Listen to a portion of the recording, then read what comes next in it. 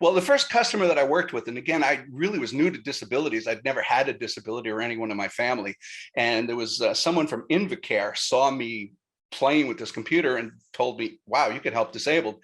So there was a patient that Yakima, Washington, late 40s, engineer, Thanksgiving. He's got a friend who's a quadriplegic, invites him over for Thanksgiving.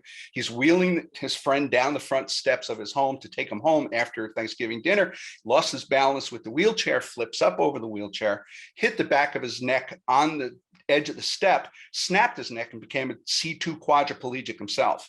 Within the next couple of months, his insurance ran out, so they had to put him in a charitable hospital. He lost his job. Can't work if you're a quadriplegic. His wife couldn't handle the stress. She leaves him, and here he is stranded trying to commit suicide in this hospital.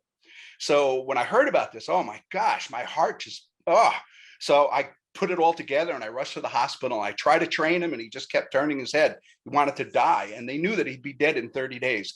But 30 days later, I got a call from the hospital. They said, Mr. Safko, could you please come up to the hospital immediately? So I got up there, and his bed was empty. The only time you see a quadriplegic's bed empty is when they move him to the ground floor. And I started to cry. And as I was leaving the room, he came out from behind the door with an atrophied hand to shake my hand and thank me for saving his life.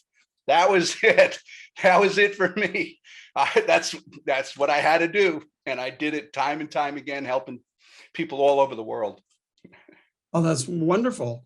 In 30 days. I mean, I don't often like to drill down on things too much, but how you actually, you said he turned away from you, but somehow you were getting to him? Yeah, I insisted that the nurse leave it on the tray table with the wheels and leave it in front of him and don't take it away, whether or not he can't push it away. So he'd have to stare at it.